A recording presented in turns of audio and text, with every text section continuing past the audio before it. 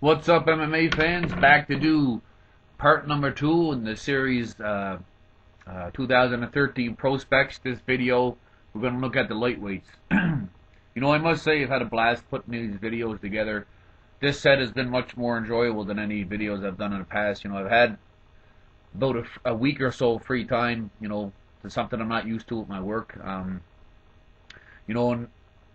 a lot of times you think you know a lot of prospects and you know the sport well, and then you come across some guys, just it's like, wow, where did these guys come from? So just shows the depth in the sport today, and how big it is in different countries, besides the U.S. and Canada and whatnot.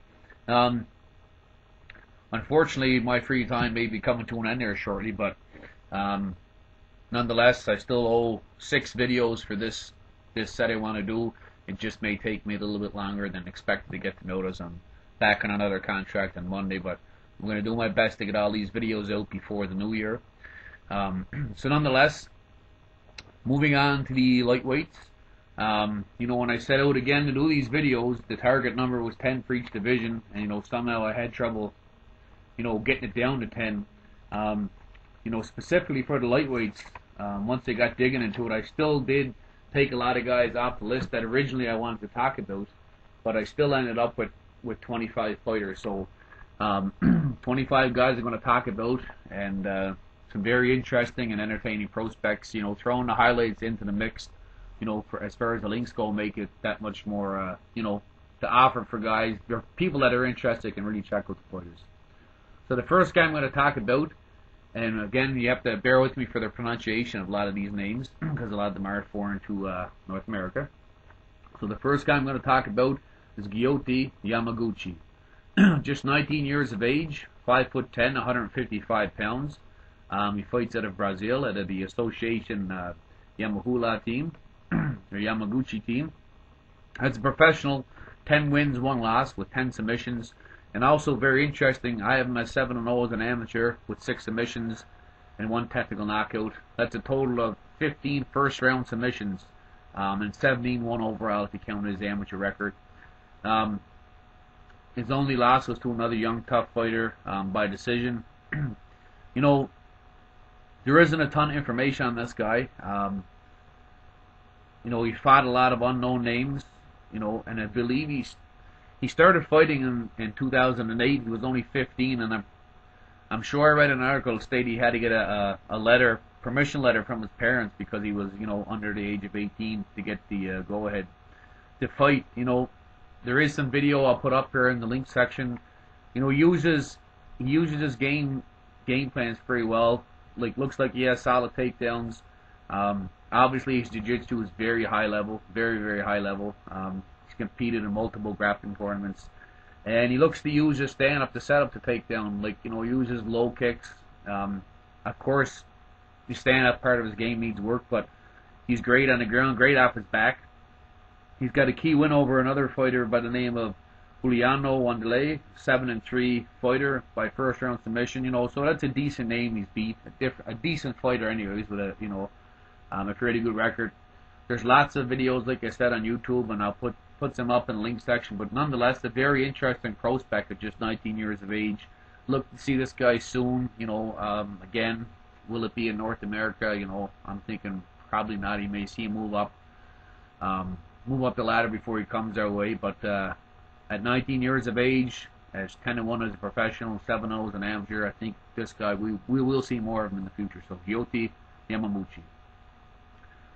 Moving on, the next fighter I want to talk about, and this guy is fighting out of Poland, and his name is Petor Hman. 5'9", 155 pounds, 29 years of age. So again, starting to get up that ladder. I try to keep most prospects in the video set, below the age of 30, unless I see a real key guy there. When I do get to the heavyweight video, there will be some guys about the age of 30, but that's because there's not as many prospects in that division. But nonetheless, Hman's 11-1, 7 knockouts, 4 submissions. Guote, Poland, the Association, the Mighty Bulls team. He's a student of Grace Tokabaska and also Master Chief in the Polish Navy. Background, striking, working from the clinch, submission defense is, some of this guy's strengths. He seems to stay very calm and cool. Started MMA in 2008 while posted in Gdansk in the military, or in the Navy, sorry. He had some training partners such as Marcel Sajewski, Miguel Fijalko. These guys are big names. Sajewski, of course, fought in UFC. Fijalko is a fairly big name in Europe. He also trained a bit at the Berserkers gym. Depending on where this guy was posted in the Navy, that's he had to make do. If you look at some of his wins, he's got a big key win over a very dangerous fighter in Montegor Natsu. And this guy was also a very highly rated prospect. I believe he was 11-1 at the time that Hman beat him. There's going to be a video I will attach to this for Hman, and it's called Road to the Gold. And I believe they show his fight at the 23-minute mark. So check it out. Awesome fight. He ended up winning that fight by doctor stoppage. But an example of two very young prospects. And I'm sure a lot of people may have heard of Hman, but not his opponent. So he's also the only man to stop and defeat Kevin Donnelly. He's beat 15-4 welterweight Tamerlan Dabiaf of Austria. He's also beat Midan Kaladov's cousin, an 8-2 fighter, Kevin Abzerov. His lone loss was at welterweight, and it's well documented. He had the flu going into that fight, and they were going to call the fight off, but he ended up fighting. He fought a bigger man, another German prospect, and he was doing well in their first round. He was landing some bombs.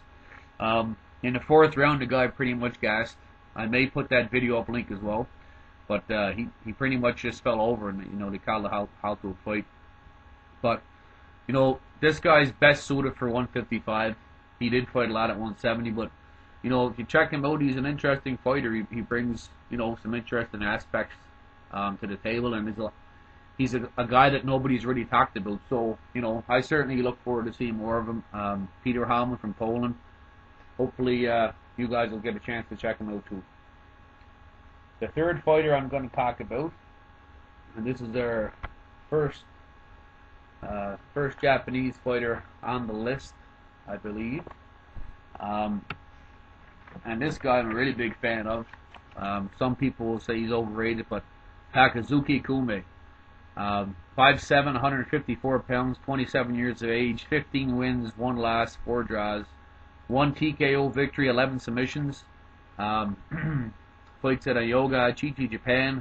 The association alive with the likes of Hatsu Hioki. Background, of course, ground and submission specialist. He uses his stand-up, of course, to set up the takedowns, but he does look very comfortable on his feet. And, he throws straight punches. He moves his feet half decently, uses the low kick, and he does have some punching power. He does have a very big fight coming up against Yamauchi.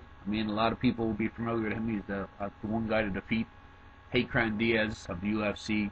Diaz is a guy I spoke about years ago. And his only chance to win that fight is his takedown defense. But it should be a great fight if and when it happens. But they are supposed to fight here in the near future. Some key victories for him. He has a win over UFC veteran Shane Nelson, submission victory.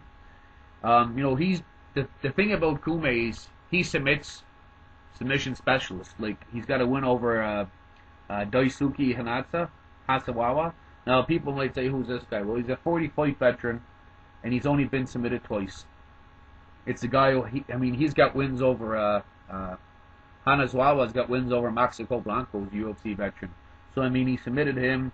Another submission specialist, 16-9 fighter Chang Hun Kim, and he's the only man I think to defeat a 30-fight veteran Masahiro Turu by submission. It's the only submission Turu's got, submission loss he's got, and it's to Kume.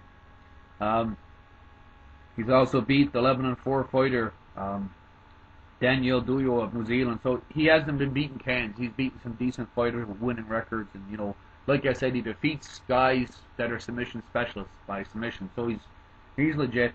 I do have some interesting video footage to put up on him. I think 1 or 2 fights. He's got a couple of decent fights here on YouTube, and I'm sure you guys will enjoy it. That's it for number 3. Number 4 on the list, going back to the States. Again, another fighter that just kind of popped up out of nowhere, and very talented young guy. Just a second there until I get the links up for this guy. Justin Gaethje, 5'11", 24 years old, 155 pounds, 5-0 with 4 knockouts, 1 submission as a professional, 6-0 as an amateur, 3 knockouts, 2 submission. Now that's the Sherdog listed record. If you go to mixedmartialarts.com, you'll see that he's 7-0 as a professional, with 5 knockouts, 1 submission, and 7-0 as an amateur. And we'll talk about a couple of key wins there in a second, but fights at the Greenville, Colorado, USA, Grudge Training Center, with the likes of, prospect Brandon Thatch, of course, Paul Brontello, Tyler Stinson, Brendan Schwab, Dwayne Ludwig, etc., Shane Carwin, I believe. He has fought at 170, but much better suited for 155. His background, wrestling background, former Arizona 3-time state champ, I believe, and a Division I wrestler at the University of Northern Colorado. He's got KO power and an impressive ground game. 191-9 as a wrestling record. I believe that was his record. Like I said, 3-time state champ.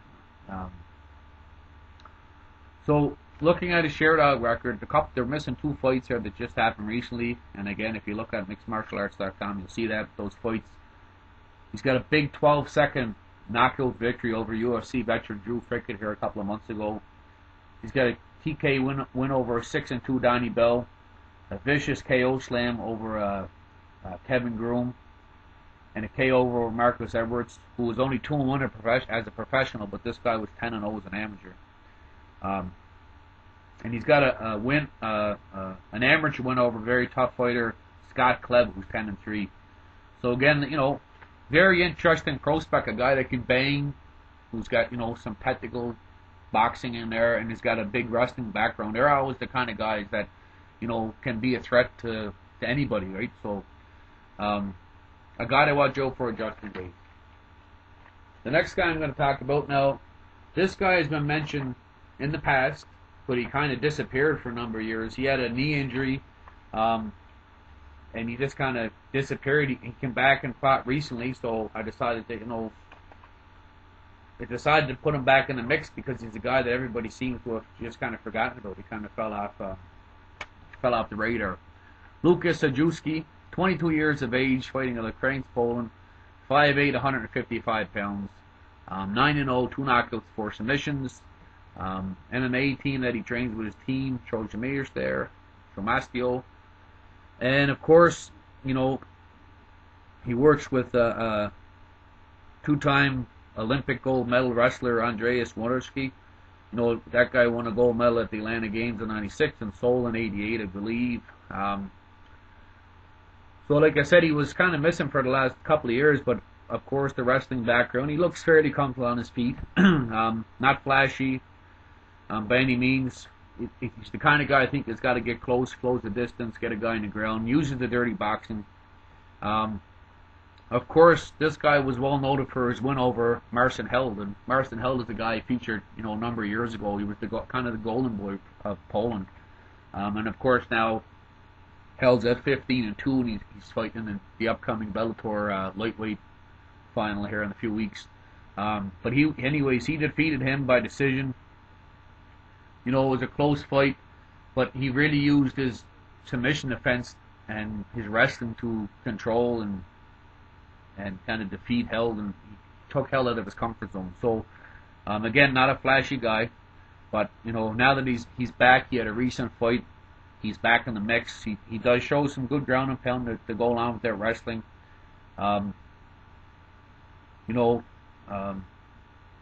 He's also got a win over Lukasz Bulgara, who's another Polish fighter at 7-5. But that victory over Held was key. He's coming along quite well. He's beaten Rich Clemente. He's beaten over Gene Silva, Ram Makhachev. So, definitely a guy. If you beat a guy like Marcin Held and you're still undefeated, and at 22 years of age, he's still a prospect for sure in my mind. So a guy to watch out for, Lukasz Sajewski. Number 6 on the list, heading back to Japan for this one.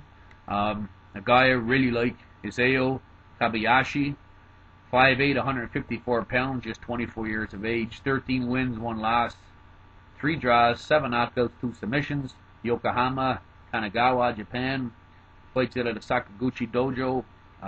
Primarily a pancreas fighter. He practiced judo in high school. Southpaw fighter with some really good striking. Throws straight punches. He uses the low kick well. He's got good takedown defense and good knees from the clinch. Has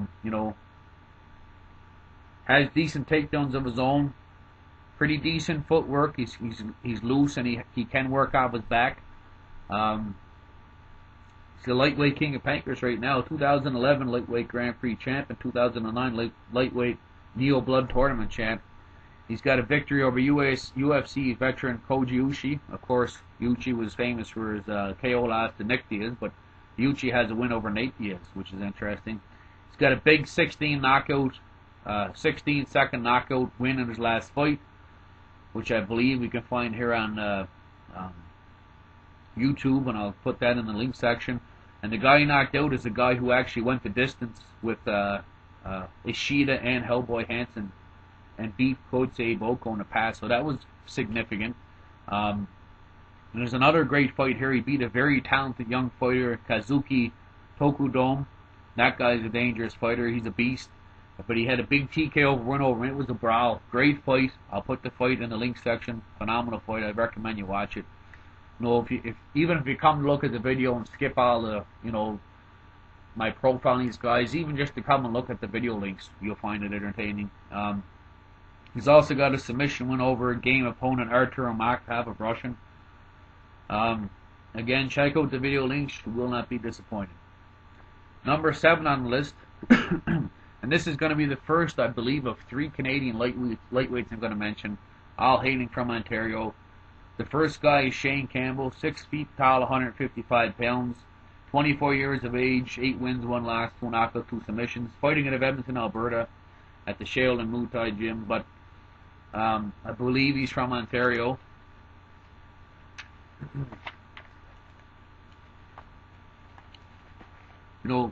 Monster kickbacking and Muay Thai background.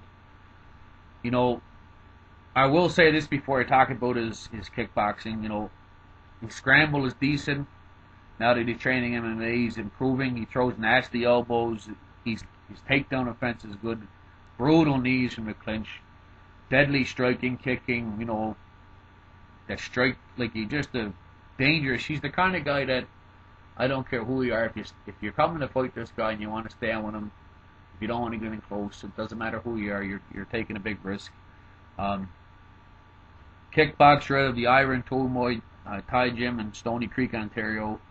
So many achievements. 2009 WMA World Champ, 2007 WK World Champ, 2007 WMF World Champ, 2006 WMF North American Champ, 2006 WKA North American Champ.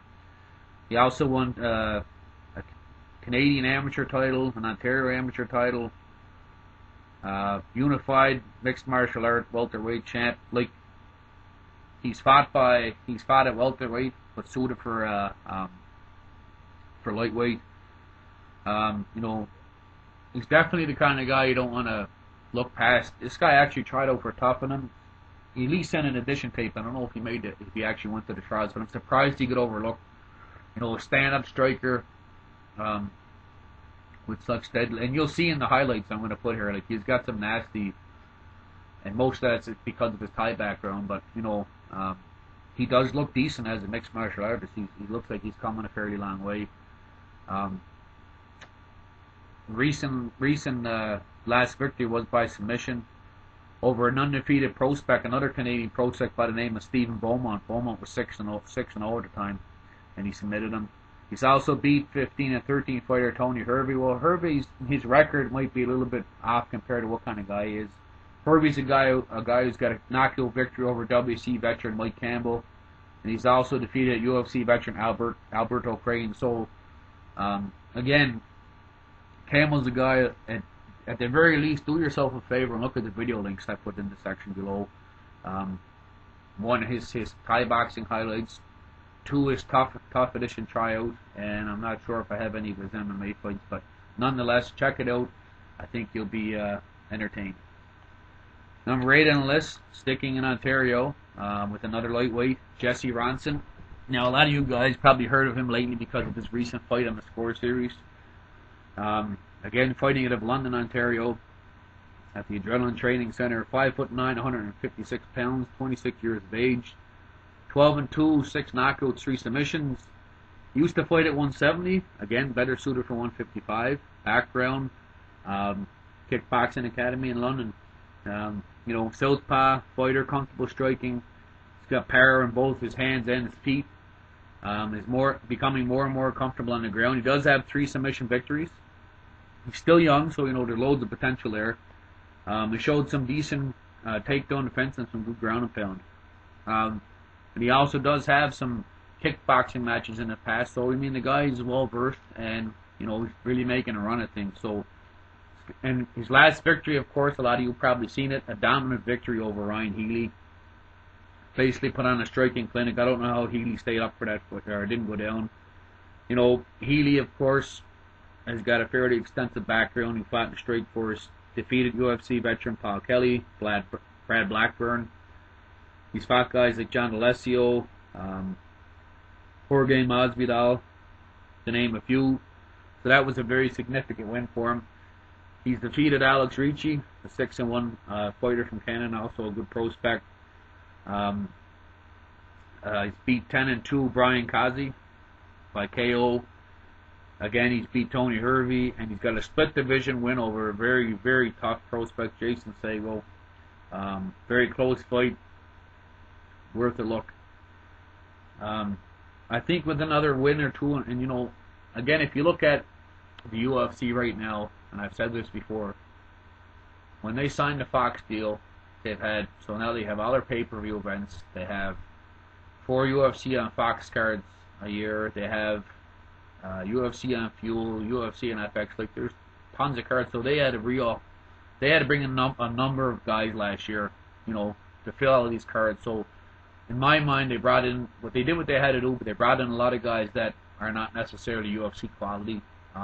And now with Strikeforce falling, and all those guys looking to come to the UFC, there may be a hiring hold on for a bit. But Jesse Ronson is a guy that, you know, if it wasn't such a freeze up right now, I believe he probably already got the call to the UFC. But now with Strikeforce falling, I think you'll see him fight somewhere else before he does make that move. So if he wins his next fight, I think you see him get the call to the UFC, if not Bellator. I'd prefer to see him get to the UFC though. So Jesse Ronson, a guy to watch out for, and a guy I think that you guys will hear a lot more of. Next fighter on the list, and I think a lot of Americans will know this guy, Joe Ellenberger, of course, brother of Jake, Omaha, Nebraska, Premier Combat Center with the likes of Chad Reiner, Dakota Cochran, you know, at one time trained with those guys.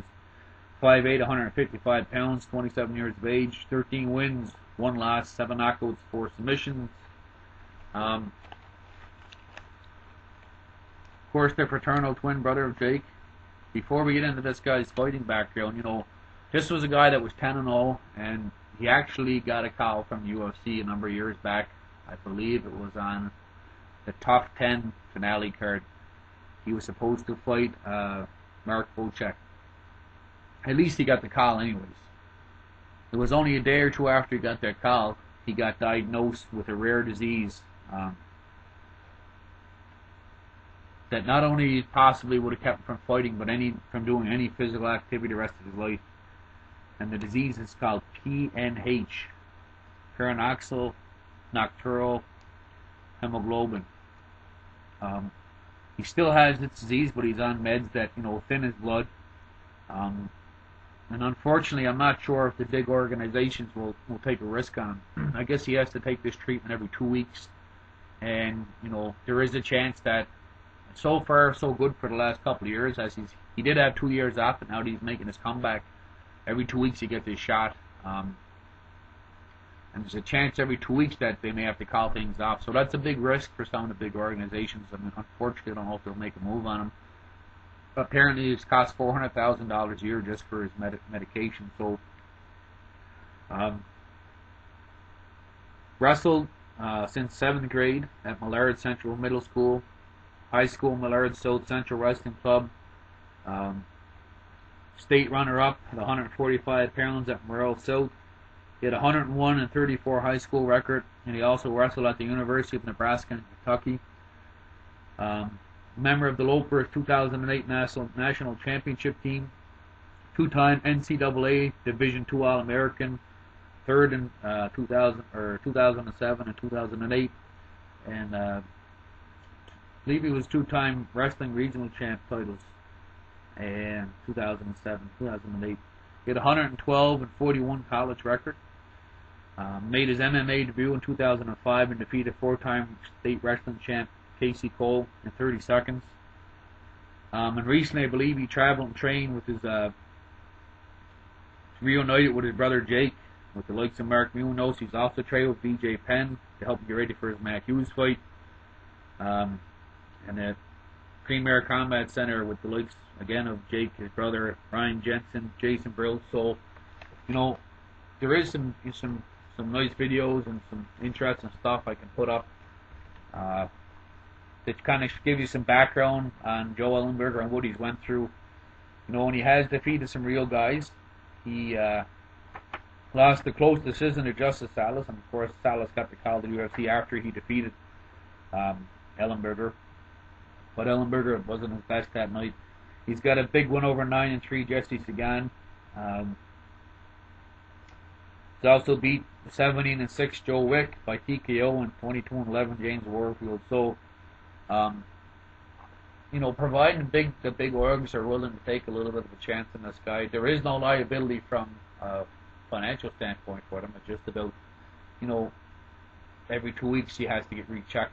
So I'd like to see this guy get the shot. He's highly dedicated.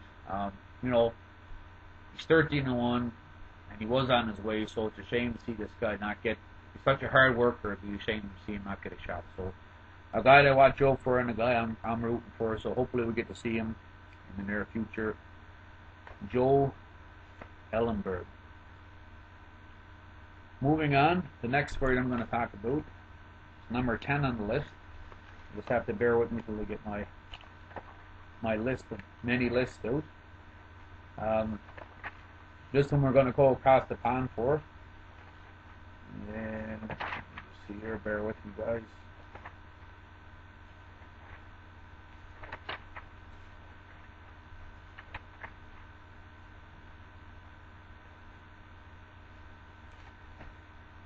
The next fighter is Shane Omer. 5'10", 155 pounds, fighting out of England, 7 victories, no defeats, 4 knockouts, 3 submissions. I do believe he lost an amateur fight though. Looking at his background, of course, you know, stand-up fighter, southpaw with big power, throws a big left hook, kind of a winging kind of punch, not as straight as I think it could be, but nonetheless very dangerous with his power. He uses the low kick. He's a very confident guy. One thing, you know, you might have to look at is proving that striking defense, like, you know, not to leave himself so wide open. But again, he's kind of watched for everybody so far. If you look at his ground game, I haven't seen much of it, but he does have 3 submission victories, all against lower level opponents though. You look at his record recently, you know, he had a first round brutal knockout win over UFC veteran Aaron Wilkinson. Of course, Wilkinson was on The Ultimate Fighter. I'd like to see him step up in competition. I will put the video link up of his KO win over Wilkinson. Very impressive knockout. And again, you know, this video is kind of showing us the depth of the lightweight division, because there's fighters from all over the world, and you know, these guys are all legit guys. So check them out. Again, I highly recommend looking at the video links. The next guy I'm going to talk about, you know, I may get some heat for putting this guy on the list, but you know, I've done this in the past with fighters, and specifically I'm talking about NCAA guys. If you look at some of my previous videos, I said it before, Cole Conrad, Phil Davis, Lance Palmer. I've talked about these guys when they first came in. Ben Askren's another guy, and look where those guys are at now. So the only difference is, like, I think the only couple of fighters I mentioned that had 0 fights might have been Ben Askren and possibly Lance Palmer. But nonetheless, Gregor Gillespie is the next fighter I'm going to talk about. 5'9", 155 pounds, 25 years of age. Long Island MMA with the likes of Dennis Bermudez. Has trained with Frank Yeager as well. Big time NCAA wrestler. 2007 NCAA champ at 149 pounds. 4-time All-American. 2-time high school New York State champ. He was, I think his high school record, it shows that at 232 wins and 11 losses. 152-13 college record for Edinburgh. 3-time champion both EWL and PSAC. The same school and background Josh Kasha came from, so there's a lot of comparisons there. Of course, he had 0 fights, but he's taken this. He's taken a real run at it. He signed a 5-fight deal, I believe, with the Resurrection Fighting Alliance, which is the same organization that Lance Palmer has fought recently for, and Steve Moko is the guy we're going to talk about in the heavyweight video, but he recently fought for them.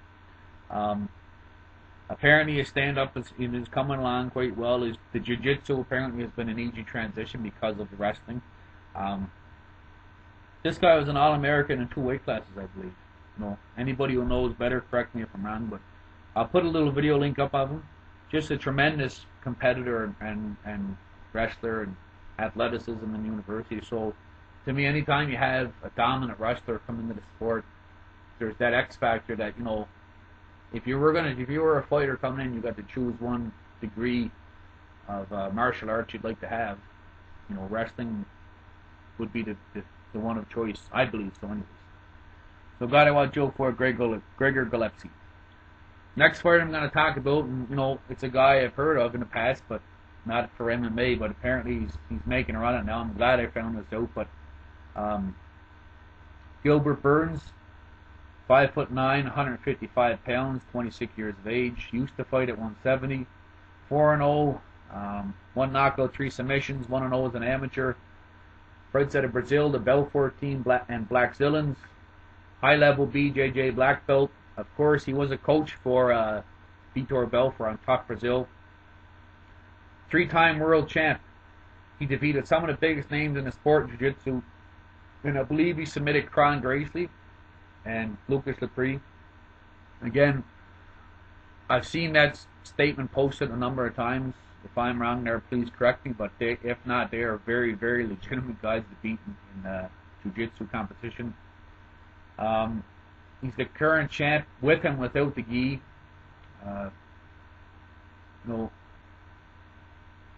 Training very hard and taking his training to MMA, very seriously, doing the same type of training Belfort's doing, with some great coaches. I believe he's based out of Vegas now. So, again, I got some cool videos to put up of him, some of his training and some of his jiu-jitsu competitions. Again, I mentioned 4-0, all first-round stoppages. He's got a big KO victory over a welterweight in his last fight. Submission victory over 7-3 Vinicius Alves, Goher. Jose Salgado, who has a win over the highly touted prospect Jordan Clements. I decided to leave Clements off this list for various reasons, but he's got a victory, submission victory of Jose Gallo. Again, check out the video links I put up. If you get a guy that's got this high-level jiu-jitsu and the training camp he's in, he's very athletic. He's definitely worth a look, and I for one am excited to see him make that transition. Number 13 on the list. This is kind of one of those guys that has an X factor, and there's a few of them in this video. This is a prospect video, so you're going to have these kind of guys in the mix. Jorge Antonio Cesario de Oliveira, better known as Blade. 5'10", I believe. 155, 26 years of age, 6-0, 4 knockouts, 2 submissions. I think they're all first-round stoppages. Rio de Janeiro, Brazil, the Renovaco fight team with the likes of Miguel Falco, Jose Tome, Jean da Silva, Luis Nogueira. Huge kickboxing background, apparently, Muay Thai. Very comfortable on his feet, typical Thai fighter. He's got the dangerous kicking, elbows, and knees. And he does have some amateur boxing fights. The only real name fighter he's beaten, and it's not a name to a lot of mainstream fans, but he's beaten Nelson Velasquez, a 9-6 fighter, who has a win over John Linkiter of the UFC. Of course, he's a lot bigger than Linkiter, but nonetheless, with the Thai boxing background, the 6-0 with all first-round finishes, and the win over Velasquez puts him in the mix as being an interesting prospect. I mean, maybe he's got no ground game, I don't know, but there is a fair bit of video on him. Unfortunately, most of them is in kickboxing, but you get a guy that's that deadly of a striker, then, he deserves a look. And again, this is a prospect video, and to me, he's interesting. So, Jorge Antonio Cesario de Oliveira, guy to watch out for. The next guy I'm going to talk about, and this guy kind of blew me away, he came out of nowhere. That's the beauty of this sport. Like, there's so many good guys, and just because the guy's got a handful of fights, going back to the wrestling factor. Lowen Tynanes, 5'9", 155 pounds, just 20 years of age, 2-0 as a professional, 1 knockout. I believe he was 6-1 as an amateur. UA Beach, Hawaii, Team Tynanes, UA Beach Boxing Club. Now, some sites have reported him at 15-0 as an amateur, but I can't. MixedMartialArts.com shows him at 6-1, and I'm not sure. I don't think Sherdog shows him as anything. Maybe 1 on Sherdog. Two-time Hawaiian high school state champ and 2-time national high school All-American. 808 Battleground MMA champ. Now, this is a guy I've only heard of for the past few days, and that's the beauty of making these videos. I'm coming across, I'm a guy that feels I'm very in depth with the sport, but every so often a guy like this comes along. He had a fight which on paper he was supposed to be a huge mismatch with URC champ, URCC, and of course 1FC poster boy Edward Foying. And he typically basically exposed Foying. Like, anybody who watches 1FC or and familiar with some of the URCC in the Philippines knows that Edward Foying he's a big poster boy for him. He's on TV and blah blah blah, that kind of stuff. And he's the champion of that organization for that specific weight class, and they put him in there with a guy that's 1-0. I think they had trouble finding an opponent. So basically, out of nowhere, Tynanes comes and destroys him, controls him with great wrestling. Phenomenal control on the ground, brutal elbows. He just beat on him until they had no choice but to stop the fight. I mean, Edward Foying was split wide open, and it was just a dominant victory. Such a young guy with high level wrestling, solid techniques, athleticism, speed, great takedowns. Like I said, brutal elbows. He just demolished Foying and exposed him to what a great wrestler can do. Such a big win for such a young guy. Going back to the Gregor Gillespie, the guy spoke about, this is kind of what that great wrestling background can do to you. Like, to beat a big name guy like that, to just come out of nowhere. Like, I haven't even heard of the kid until 2 nights ago, and once I seen him, I had to put him in this video. But again, he was, for a young guy, to be that calm and cool. I mean, Foying is no joke. He stood up and banged with Ole Lorson, which is one of the great kickboxers of today. But I mean, wrestling changes the game plans big time, and changes the pace of fights, and it changes the situation for dominant strikers. So I got to watch out for Lowen Tynanes. Next on the list, number 15. And this is a guy I went back and forth. I wasn't going to include him, and I decided to include him. I took him off, replaced him. At the end of the day, I decided, you know what, I'm going to go with this guy, Goran Hrtadian, another Armenian fighter. I mean, we had guys like Parisian and Gambarian, Chishov. Like, it's time we got another Armenian prospect. I like watching these guys fight. 5'11", 155 pounds, just 23 years of age.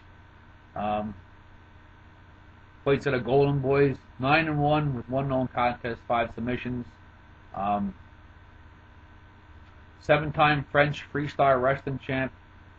So the reason I wasn't going to include this guy is because his striking was horrific to me at the start. It looked like he was throwing hard punches, but wide looping punches. But he had such a dominant wrestling base, like he kind of like Parisian, closes the distance. Uses raw strength to get guys down and do some magic, right? And really rough guys up. But like I said, the takedowns, and if he works off his back, he's got a good submission game. Strong, typically strong, like a lot of Armenians are. He actually, when he first started, he went to the States for 3 months and trained with, the likes of Matt Lynn, and apparently he's gonna, if not already, has returned to train with Parisian and Manny and those guys. But apparently somebody connected him with Freddie Roach, so I mean, he's been working on his striking and working on it. So, if a guy like that gets improved stand-up, he's a threat because of his background, and I'll put some video links up of him. And it's the kind of guy that just, when you're watching his fights, give him a chance, look past some of that striking from a few years back, and look at his, his ground game and his wrestling and that kind of stuff, and you'll see that he's a dangerous guy. I'll put a couple of videos up there for you guys to check out. Definitely got to watch for it. Again, 9-1, and hasn't fought a lot of big names, but as a matter of fact, probably hasn't fought any big names. But he's a young guy, and he's got a decent background, so a guy to check out. Hopefully, we'll get to see more of Goran Hrtadian. Moving on to the next fighter. Again, heading back to Canada, Ontario specifically, for another lightweight fighter. Jason Saggo, Bolton, Ontario, Wolfram MMA, 5'11", 155, 27 years of age, 8-1 as a professional with 1 knockout, 7 submissions. Just 1 tough split decision loss, the previously mentioned Jesse Ronson. Background, like, this guy is well rounded. Trains BJJ, Muay Thai, wrestling and boxing. He started BJJ in university, which is very typical. Guys kind of running this stuff. He heard about it from a friend. And I believe he spent, some time in Thailand training Muay Thai. There's some videos on him here. Like, he had apparently quite a few Muay Thai fights where he went undefeated. He's got 1 victory via head kick, which I'll show you. He looks like a very brutal, like, decent striker for MMA with the, the Thai clinch and the elbows and the kicks. And but the funny thing is, he's got 7 out of his 8 wins are by submission, so he's well rounded. I'd like to see a match between him and Shane Campbell. It'd be tremendous because both guys are such tremendous strikers. I think I'd pick Saggo to win just because of his submission abilities. But and again, that only loss was a very tough, close fight to Jesse Ronson. Could have went either way. His record, he's got a win over Derek Boyle, who's a 9-5 fighter. I'd like to see him step up in competition, although the Ronson fight gave us an idea of what he brings to the table. There's a couple of highlight videos of him on YouTube you guys will probably enjoy. MMA Live highlight video shows kind of some of his different fights, and I'll put up a couple of his Muay Thai fights. So that's 3 solid lightweight prospects from Canada. Jason Saggo, Ronson, of course, with a 7-fight winning streak, and Shane Campbell. 3 very interesting guys to check out. And again, Canadian MMA is growing bigger and bigger and bigger in the divisions. There's so many guys down in each division. There's even, a few heavyweights we'll talk about later. So Jason Saggo, another guy to look out for. Number 70 on the list. Now, as I was looking at this fighter, I came across another guy I'm going to talk about as an opponent that he's fighting in a couple of days. So one of these next 2 prospects will have a loss on their record unless they fight to a draw in the next couple of days. But, I actually removed 1 prospect by the name of Zach Freeman, who I think is 7 or 8-0, maybe 10-0. But I took him off the list to talk about the next fighter. So Andre Jeudi, 5'11", 155 pounds, 5-0, 2 knockouts. He's 29 years old, so he's just on the border of where I like to cut age off. Big fight on December 7th against undefeated Lukasz Cruz. Trains out of Dorchester, Massachusetts. Teams City Yodong with, of course, the great Mark Delagrate. Background, big Muay Thai background. 7 Muay Thai fights, actually. 4-0 as an amateur and 3-0 as a professional in Muay Thai. As you'll see in his video links I'm going to post, like, he's got some pretty deadly Muay Thai. He's trained with Delagrate and those guys for 6 years, and it was hard for him to get a fight because of his reputation. He's got brutal knees from the clinch. Delagrate says he's been a nightmare for anybody to spar with, and of course Delagrate has tons of UFC and WEC guys. You know, Gregor Bello, Mike Campbell, Alex Karalexis, to name a few. You know, if he strings together another couple of wins, I think we'll see this guy, you know, move up. But again, a very tough fight the weekend. If you see him fight, he's you know, very calm, very patient, almost stalks his opponents. Very quick when he needs to be. Sometimes motionless, but very pinpoint with his strikes. Very powerful. He's a dangerous guy. Haven't seen a lot of his takedown defense and the submission game, and they're the two big factors. Because again, you know, a guy with that type of striking, nobody's going to want to stand with you. So you're going to have that good takedown defense and submission defense. But again, I look forward to his fight with Lukasz Cruz on the weekend. If we look at his record, I think he's got a victory over Bellator vet Matt Bassett, who's a 10-4 fighter. You know, it's going to be interesting to see him step up in competition because Lukasz Cruz will try to take this to the ground. Look at his video links. There's 1, 2, 3, or 4 videos I'll put up here, so you guys can see what he's all about. Andre Jeudi. And that fight with Lukasz Cruz is on December 7th at CES 14. Not sure if anybody can find the stream online, but I'll be looking for it. So again, the next fighter, his opponent is Lukasz Cruz, 5'9", 150 pounds, 5-0 as professional, 2-0 as an amateur.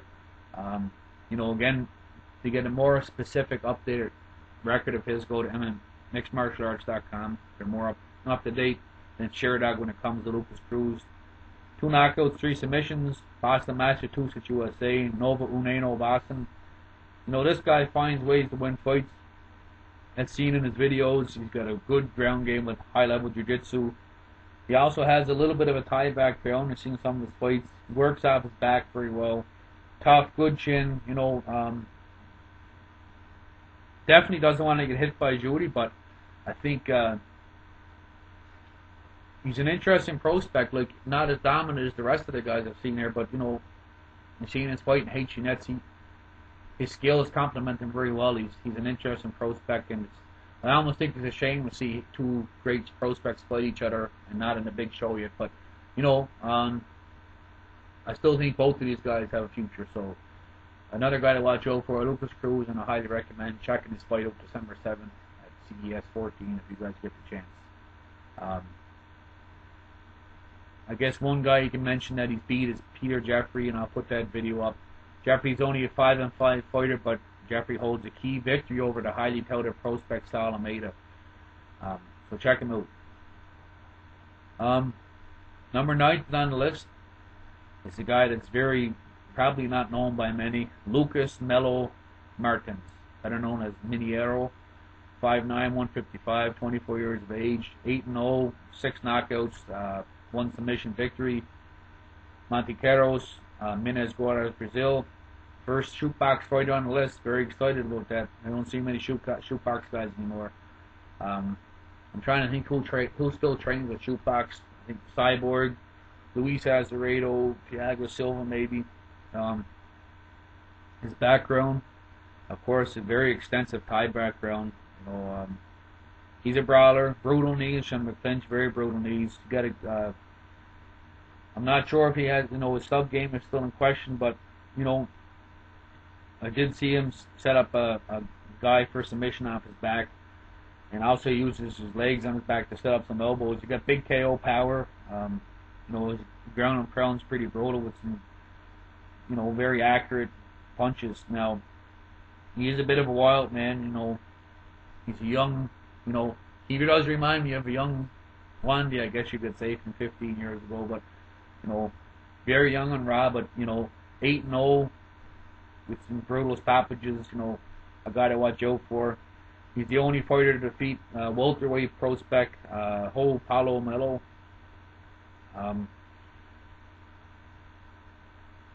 You know, there's a lot of his fight videos, and because this guy was so dominant over, you know, even if they're weaker opponents, him being the shootbox guy with the undefeated record, with the training partners, I decided to put him on a list. Again, it is a prospect video, and, you know, sometimes you do have to take chances.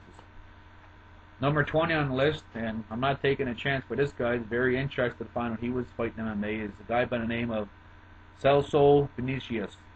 28 years old, 155. Actually, I do have a height on him. He's 5'7". 3-0, 2 submission victories. Sao Paulo, Brazil. I believe he's the head coach at Ryan Gracie Jiu-Jitsu. Background. Now, Celso Venicius, possibly one of the best, if not the best, BJJ guy, light heavyweight competitor in the mid-2000s. And I'm talking like the best in the world at that time frame, possibly.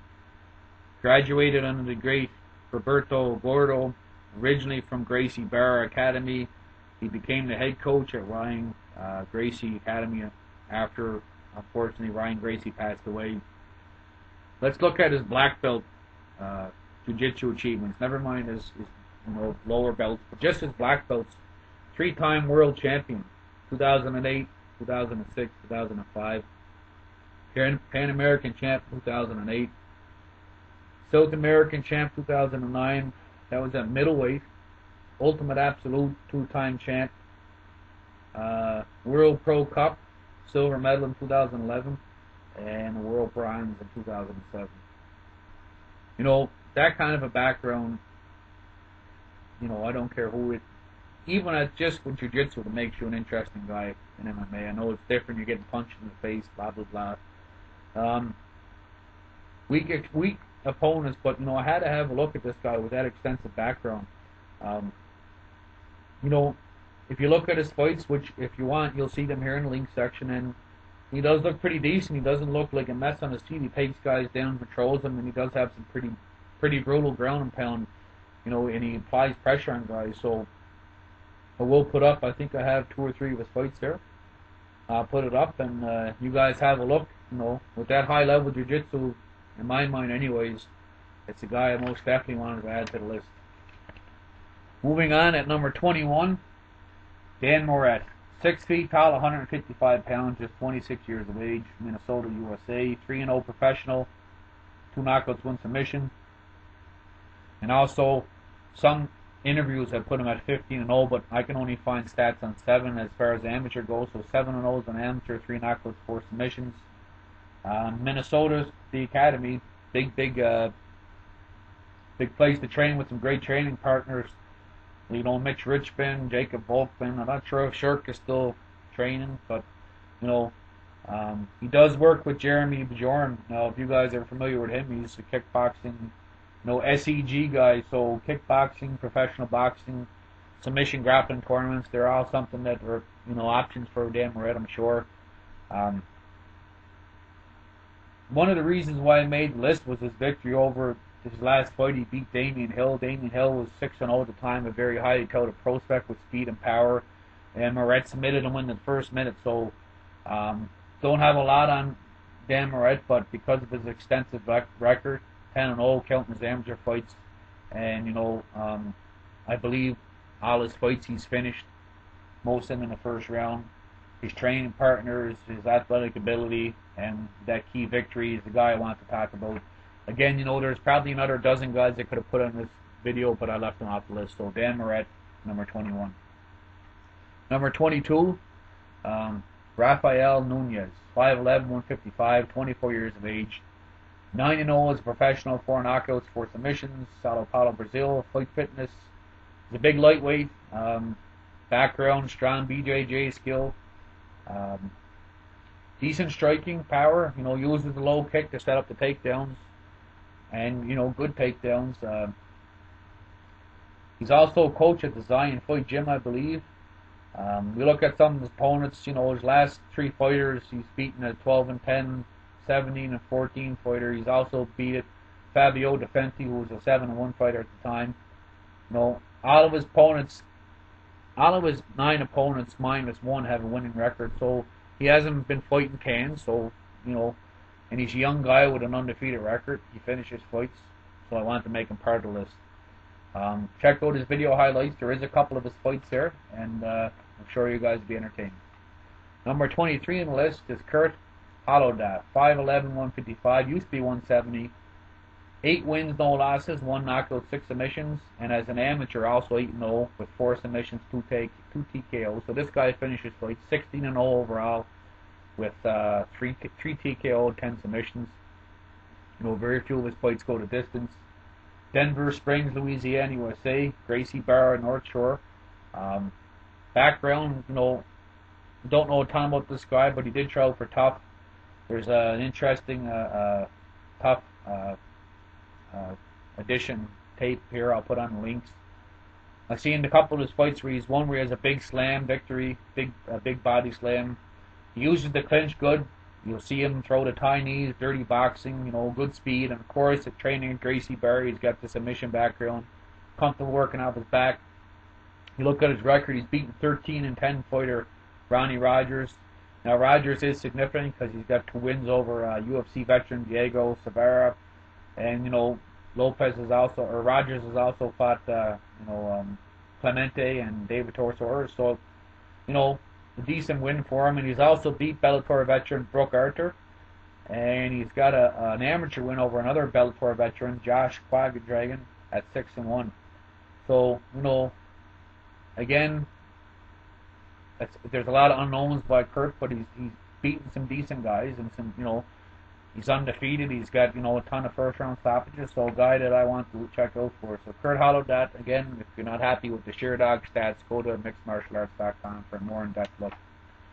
24 on the list, and again, this was a guy that I kind of went back and forth on. These last 2 or 3 guys, I don't have a ton of information on them, but Geraldo Ferro, better known as Gerald Iron, but 155 pounds. I don't have an age and a height on this guy. I think he's 28, but if anybody out there does get information, feel free to send it my way.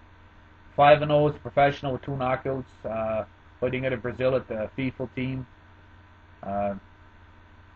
Background, I don't have a lot of, I know he has a jiu-jitsu background, but hasn't submitted anybody yet, but, surprisingly, he showed big power and big striking his last victory with some very brutal ground and pound.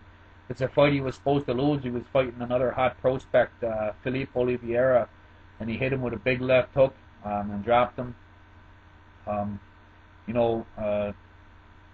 Oliveira is a guy who's got to win over another hot prospect, recent Bellator signee, Bruno Calvero. So, that was very significant. Just at an over, bang. I think he's the Shudo lightweight champ now with that victory. We look at his other wins. He's got a win over Cesar Augusto O'Hara Diaz, who's only 7-8, but Diaz is a guy who went the distance with Hecran Diaz.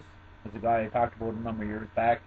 And he's also defeated Alan Castor Guiz Arejo, and he's a fighter that's went the distance with J&R De Silva of Bellator. So, those guys don't have great records. They actually don't have winning records, but they fought some big names and went the distance. So, he's proven that he's by no means a can, and, I don't have a lot of information, so if anybody out there does have more on Geraldo Ferro, please feel free to send them my way, and I will give you a shout out my next video, and I appreciate the help. So I will put up a video link of his fight with Felipe Oliveira, and I'm sure you guys be entertained.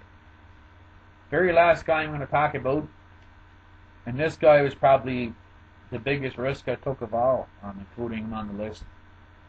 For me, when I include anybody on my videos, I tend to watch video highlights of them.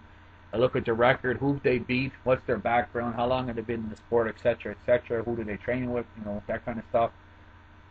I don't have a ton of information on this guy. Again, anybody who does, please send it my way. Kevin Lee, 20 years old, very young, 5'9", 155. 3 wins, no losses at a Grand Rapids, USA. Now, I've watched 3 of his fights, and, you know, I've also seen some of his amateur fights that aren't showing up anywhere on any record base. And I'll put them, you know, I'll try to link them here in the video section, in the information section below. His background, just by looking at his fights, you know, he uses his wrestling to control guys. In his stand-up, he's comfortable enough to stand with guys long enough to where he sees an opening and take them down. And he also apparently has some Muay Thai experience. That's one thing I found out, which makes him interesting. Sets up the takedowns very well. There's been rumors of him as an 8-0 amateur fighter with some KOs and whatnot. MixedMartialArts.com and Shared Out both show him with only 1 amateur fight, I believe. But I've seen multiple fights on YouTube against guys, and it's not listed anywhere. He's won all those fights, so he has more victories than what we're listing. He's defeated Strikeforce and Bellator veteran James Reese, and he's the only man to defeat hot prospect 7-1 Mansour Baranoui. So, you know, there are 2 significant victories. He's also beat Levis Levay from Quebec, who was a 2-0 fighter. I'm not sure if Levay is from Quebec. He's from Canada for sure, but you know, so 2 or 3 victories like that against those key kind of opponents, and, you know, apparently an undefeated amateur record, you know, and it looks like there's a wrestling base there, make this guy interesting. Of course, being 20 years old and being very athletic and in very great shape, that makes him also, you know, an attractive prospect. So I will put up some highlights of him. His fight against Dan Huff is another example. It's not listed in any database, but a great fight, one which he becomes out victorious and via ground and pound TKO. And I also have his fight with Levis Levry. So a guy to watch out for. And, you know, if you guys get information, please send it my way. So that does it for the lightweights. I know it's a long video, and I apologize for the hour video, but I hope you guys enjoy it. You know, and feel free to comment. Again, you know, if there's prospects you want me to talk about, send them my way, because I still plan on doing the viewers' picks videos. Just time consuming for me right now, Christmas and all that, and I want to get these other 6 videos out. So again, it may take me longer to get the rest of their weight classes out because of work, but, you know, I'm very excited to do it, because as great as the featherweights and the lightweights have been, the middleweights, the welterweights, you know, those 2 divisions are completely stacked. 135 bantamweights, very interesting. Flyweights, interesting. You know, maybe the 2 most I'm excited for is the light heavyweight and the heavyweight, because it's so rare to find guys. But I did come up with an interesting bunch, so I'm looking forward to getting those videos out. I already have the names together. It just takes a bit of time to make it happen. So stay tuned. I haven't decided which weight class I'm going to present next, and part 3 of this 8-part video set. But again, thanks for watching. Rate the video, comment, message, let me know what you guys think, anybody you're interested in. Or also, you know, I didn't include a lot of names that I could have, so if there's guys that you would have liked seeing included, let me know, and I'll make note and see if I can't get them in a future video. So thanks again for listening, and we'll see you at part 3 soon.